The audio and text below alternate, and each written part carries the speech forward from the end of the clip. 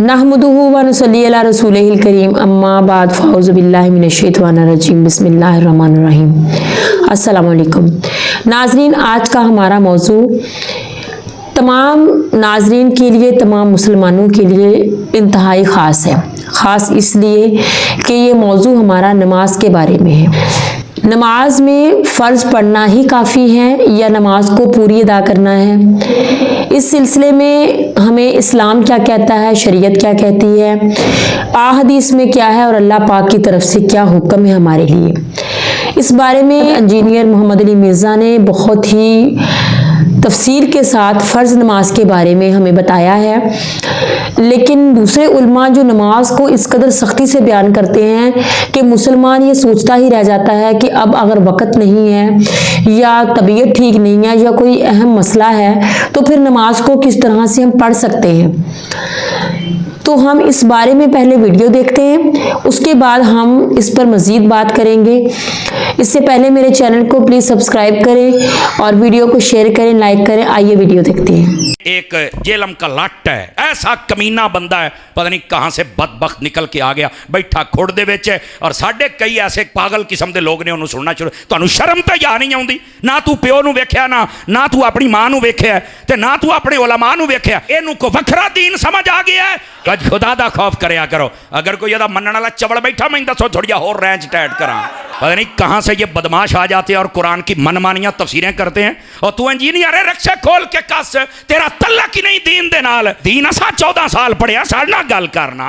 यहाँ आगे नई बातें आजकल एक नई बात नहीं जी, ये सारियां नमाज़ां सिर्फ फर्ज ही पढ़ने चाहिए ने। चवल दा पुत्र तेनू कहने आके अब पुछो इस कमीने नू, कौन है जो कहता कल्ले फर्ज पढ़ो?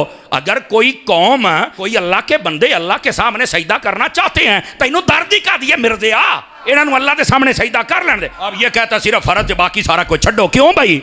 ते तेरे दे विच गुस्ताखां फर्क की? वो भी कहते ने नबी साडे वर्गा, नबी दी शायद छड्डो। ये भावें नबी दी सुन्नत है, पर पुत्र दी फजीलत एडी वड्डी है, जे पढ़ेगा तो अल्लाह जन्नम तो तैनू बचाएगा। सूरह अर्रोम में अल्लाह ताला ने फरमाया मुनीबीना इलैहि वत्तकू, रुजू लाओ अल्लाह की तरफ, उससे डर जाओ। व अकीमुस्सलाह, और नमाज को कायम करो। वला तकूनु मिनल मुशरिकीन, और देखो मुशरिकों में ना हो जाओ। यानी सूरह रोम में अल्लाह ताला ने फरमाया जो नमाज कायम नहीं करता वो मुशरिकों में से है। ये अमल मुशरिकों वाला है। पाकिस्तान के शनाख्ती कार्ड में उसे मुसलमान लिख दिया जाएगा, अल्लाह के यहाँ नहीं है। और फिर जो सही मुस्लिम में 246 नंबर हदीस है, तिरमिज़ी में भी मौजूद है कि बंदे के कुफ्र और इस्लाम, शिर्क और ईमान के दरमियान फ़र्क नमाज है। जनाब जामिया तिरमिज़ी में मौजूद है, एक ताबई हैं सैयदना अब्दुल्ला बिन शकीक, वो फरमाते हैं कि सहाबा इकराम तर्के नमाज के अलावा किसी और गुनाह को कुफर नहीं समझते थे सवाए तर्के नमाज के। सहाबा इकराम यानी तर्के नमाज करने वाले को काफिर समझा करते थे। आपके शनाख्ती कार्ड मुसलमान ही है, वो उससे कोई फर्क नहीं पड़ता, आप जितना मर्जी कहते रहे। तो जामिया तिरमिज़ी में हदीस है, जिसने जानबूझ के नमाज छोड़ दी, अल्लाह का जिम्मा उससे उठ गया, उसने कुफर किया। अमलन वो काफिर है। हम अकीदे में उसे काफिर नहीं कहते इत्क़ादन, लेकिन अमलन तो काफिर है। तो आपने अमलन कुफर के साथ अल्लाह के सामने पेश होना है, नऊज़ु बिल्लाह मिन ज़ालिक। फिर सुनन अबी दाऊद में हदीस है, क़यामत वाले दिन सबसे पहले नमाज के बारे में सवाल होगा। अगर वो इस सवाल में फलाह पा गया तो वो फलाह पा गया, और अगर वो इसी में फेल हो गया तो अगले सवालात में भी फेल हो गया। फिर मुस्नद इमाम अहमद में हदीस है, मिशकातुल मसाबी के अंदर भी मौजूद है, नबी अलैहिस्सलाम ने फरमाया कि क़यामत वाले दिन नमाज इंसान के लिए नूर होगी, दलील होगी और निजात का ज़रिया होगी, जो नमाज पढ़ने वाला है। और जो बेनमाजी है उसके लिए ना कोई नूर होगा, ना कोई दलील, ना निजात। उल्टा उसका हशर हामान, फ़िरौन, क़ारून और उमय्या इब्न खलफ के साथ होगा। वलियाउज़ु बिल्लाहि ताला। अल्लाहुम्मा अजिरना मिनन नार, अल्लाहुम्मा मन अहयैतहु मिन्ना फ़अहयिही अलल इस्लाम व मन तवफ़्फ़ैतहु मिन्ना फ़तवफ़्फ़हु अलल ईमान। सुनन इब्न माजा में हदीस है, अबू दरदा रज़ियल्लाहु ताला अन्हु कहते हैं, मुझे मेरे खलील मुहम्मद रसूलुल्लाह ने यह नसीहत की थी कि अल्लाह के साथ शिरक न करना, ख्वाह तुम्हारे टुकड़े टुकड़े कर दिए जाएं या तुम्हें आग में जिंदा जला दिया जाए, शिरक ना करना।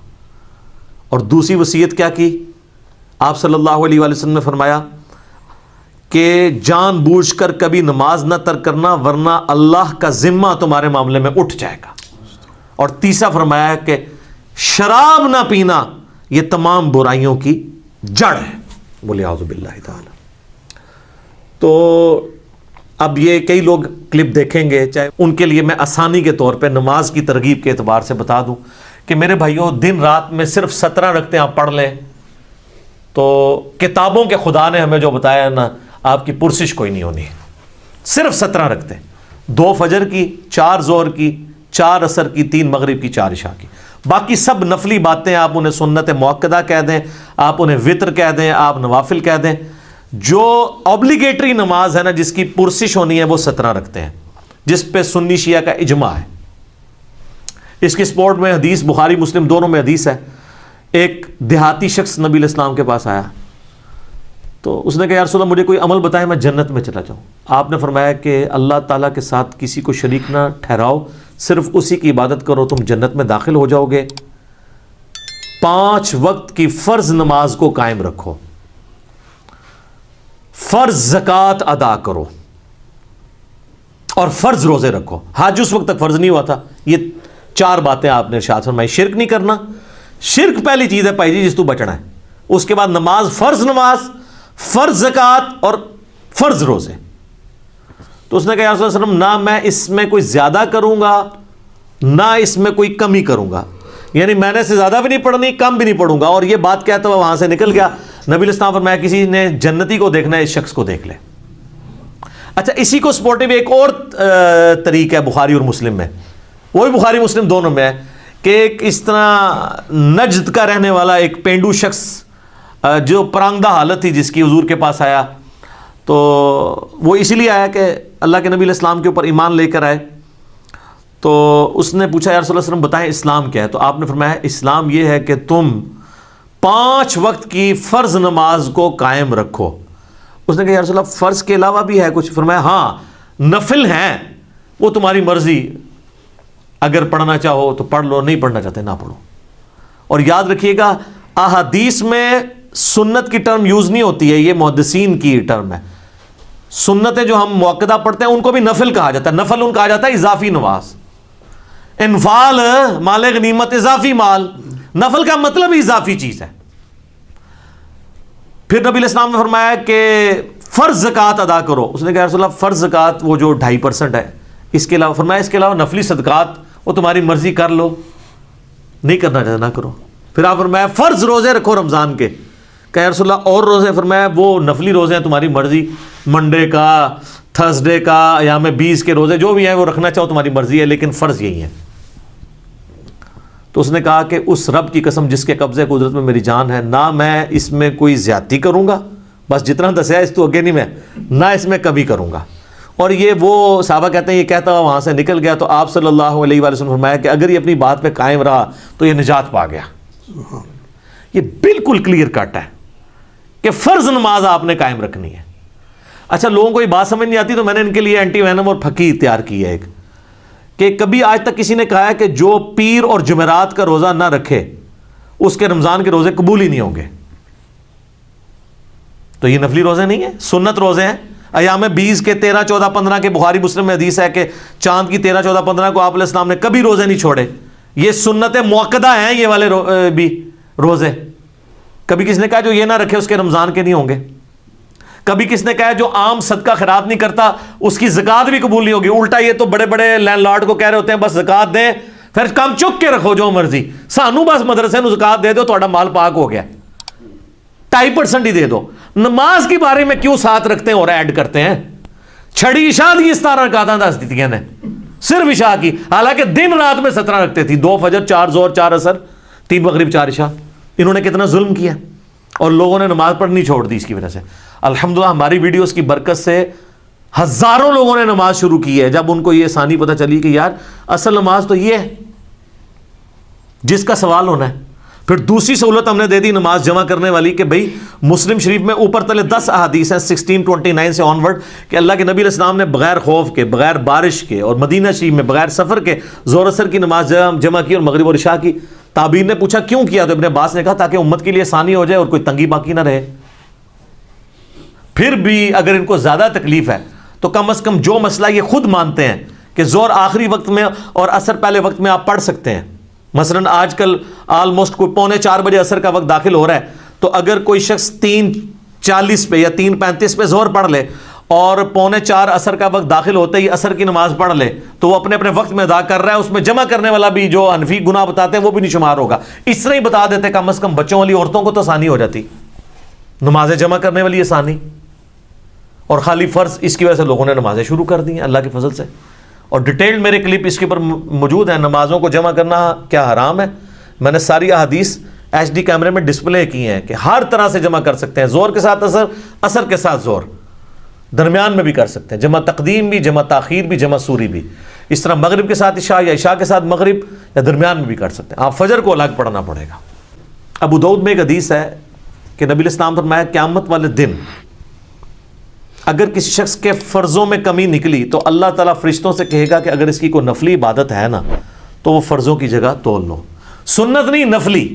یہاں سے بھی پتہ چلے گا کہ سنت کو نفلی کہا جاتا ہے ٹرم میں, حدیث کی ٹرم میں.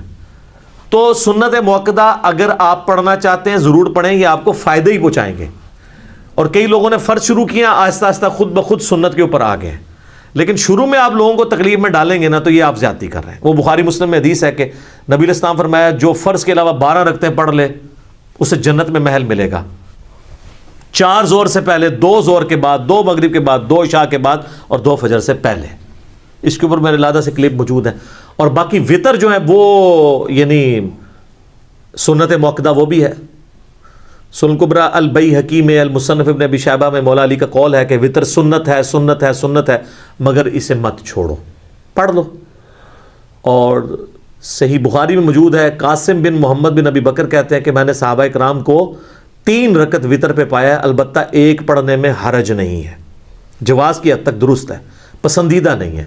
ویسے تو نہ بھی پڑھے کوئی مسئلہ نہیں ہے, فرض نماز ہے. اور اگر کوئی بالکل سست ہے تو ایک ہی پڑھ لے. الموطا امام مالک میں فاتح ایران سعد ابن ابی وقاص کے بارے میں امام مالک نے نقل کیا ہے کہ وہ پوری زندگی عشاء کی 5 رکعتیں پڑھتے تھے, 4 فرض اور 1 وطر, پوری زندگی. تو ان کے اوپر تو کوئی فتویٰ نہیں لگا کہ سنت موقدہ چھوڑ دی ہے. اچھا اب ہم یہ حدیثیں نکالتے ہیں تو یہ کہتے ہیں یار یہ عوام کے سامنے تو نہیں گلاں کرنی چاہیے. سر عوام کے سامنے ہی تو کرنی چاہیے. خواص تو پہلے ہی اللہ کے فضل سے اتنی نمازیں پڑھ رہے ہیں, وہ تو پڑھتے رہیں گے. عوام الناس تو پڑھتی کوئی نہیں ہے, ان کو پڑھانے کے لیے باتیں کرنی پڑ رہی ہیں.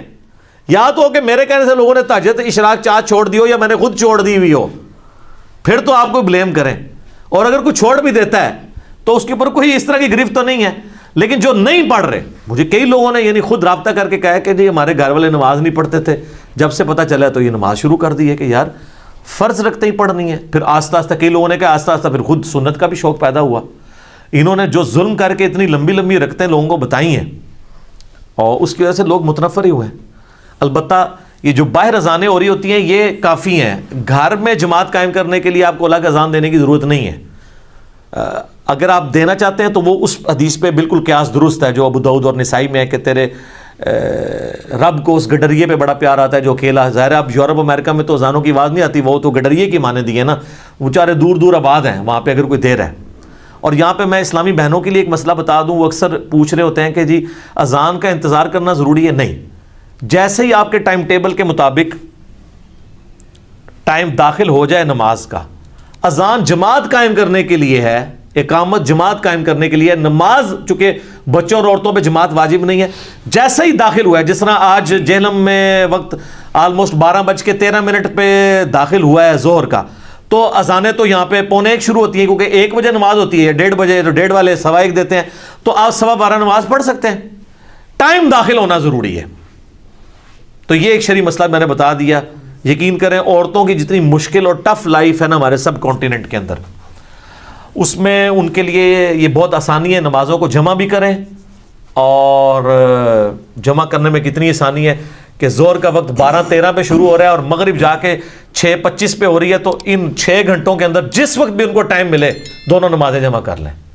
اور مغرب 6:25 پہ اگر مغرب شروع ہو رہی ہے اور فجر کا وقت جو ہے وہ صبح آلموسٹ کتنے بجے داخل ہو رہا ہے جی, 4 بجے کے قریب داخل ہو رہا ہے, 4 سے تھوڑی دیر بعد بھی داخل ہو رہا ہے, 4:35 کے, تو اس وقت تک آپ کسی بھی وقت رات کو نمازوں کو جمع کر سکتے ہیں.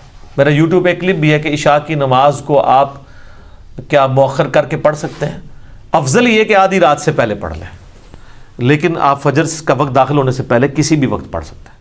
جی ناظرین, ہم نے ویڈیو دیکھی.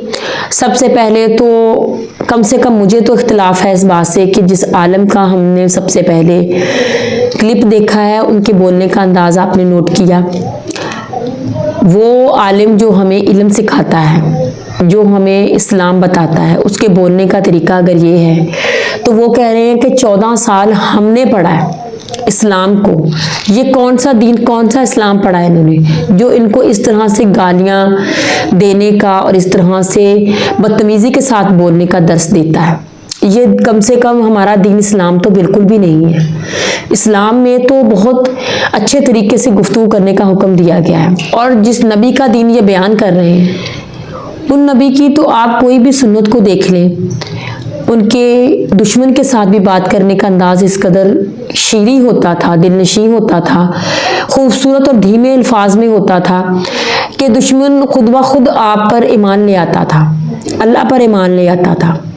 تو سب سے پہلے تو ان علماء کو اپنی گفتگو کو ٹھیک کرنا چاہیے تاکہ وہ ہماری اصلاح کریں. پہلے وہ خود کی اصلاح کریں. اس کے بعد اس کے جواب میں انجینئر محمد علی مرزا نے ان کی لینگویج میں جواب دیے بغیر, یعنی کہ ان کی ان باتوں کا سختی سے اس طرح سے ہی یا گالیوں کے ساتھ جواب دیے بغیر بہت ہی اچھے طریقے سے ہمیں صرف وہی چیز سمجھائی ہے جو کہ ایک بنیادی نکات تھا, یعنی کہ نماز, فرض نماز. سوال یہ تھا کہ نماز کے کیا فرض ادا کرنے ہی کافی ہیں, نماز ہو جائے گی, اور اللہ پاک ہم سے کس طرح سے اس کا سوال کرے گا. تو انہوں نے ہمیں بتایا کہ نماز ہم پر صرف فرض جو ہے وہ فرض ہے, اور قیامت کے دن ان فرضوں کے بارے میں ہی سوال ہوگا. اور جس نے ان کا جواب دے دیا اس کے لیے دوسری آسانیاں خود بخود پیدا ہوتی جائیں گی. کافر اور مسلمان کے درمیان فرق پیدا کرنے والی چیز نماز ہے. اور انہوں نے ہمیں یہ بھی بتایا کہ یہ دوسرے علماء جو کہتے ہیں کہ اس طرح سے آسانی کے ساتھ لوگوں کو اسلام کے بارے میں نہ بتاؤ, اتنی آسان جو چیزیں ہیں وہ نہ بتاؤ, ان سے چھپاؤ. اور انہوں نے کہا کہ اس طرح سے چھپانے سے مسلمان کے لیے آسانی پیدا نہیں ہوگی. ہمارے نبی کریم حضرت محمد صلی اللہ علیہ وآلہ وسلم نے تو نماز جمع کرنے کے بارے میں بھی کہا کہ میں صرف اس لیے امت کو یہ چیزیں بتاتا ہوں تاکہ ان کے لیے آسانی پیدا ہو, تنگی ختم ہو جائے. لیکن آج کل کے ہمارے علماء اس طرح سے دین کو بیان کرتے ہیں, نماز سے لے کے روزہ سے لے کے کسی بھی چیز کو آپ لے لیں, اس طرح سے دین کو بیان کرتے ہیں کہ ایک عام مسلمان جو ہے اس کے لیے بہت مشکل ہو جاتی ہے. دین اتنا مشکل ہے نہیں جتنا مشکل اس کو بنایا جاتا ہے, اور اس کو مشکل بنانے والے یہ علماء ہی ہیں. حالانکہ ان کو دین میں جو آسانیاں دی گئی ہیں ان کو اچھے طریقے سے بیان کرنا چاہیے تاکہ لوگ دین کی طرف آئیں, اور جب وہ دین کی طرف آئیں گے تو ان میں اور شوق پیدا ہوگا. جس طرح سے ہم کو انجینئر محمد علی مرزا نے بتایا کہ ہم صرف فرض پڑھ لیں تو ہماری نماز جو ہے وہ کمپلیٹ ہو جاتی ہے, اس میں ہمیں سنتیں یا نفل جو ہیں وہ اگر ہم نہ بھی پڑھیں تو ہماری نماز ہو جائے گی, اور اسی کے بارے میں ہم سے سوال کیا جائے گا. اور اس طرح سے بہت سے لوگوں نے نماز شروع کی ہے. تو نماز میں ایک سکون جب انسان کو ملتا ہے, شوق پیدا ہوتا ہے, تو پھر وہ نفل بھی ادا کرتا ہے, سنتیں بھی ادا کرتا ہے, اور اس کے ساتھ جو دوسری نفلی نمازیں ہیں اس کو بھی ادا کرنے کی کوشش کرتا ہے, جن میں تہجد جو ہے وہ سب سے زیادہ فضیلت والی نماز ہے. لیکن ہم اگر فرض نمازوں کو اس قدر مشکل کر کے بیان کریں گے تو پھر عام مسلمان جس کے لیے ایک نماز بھاری ہے وہ 5 نمازیں کس طرح سے پڑھے گا؟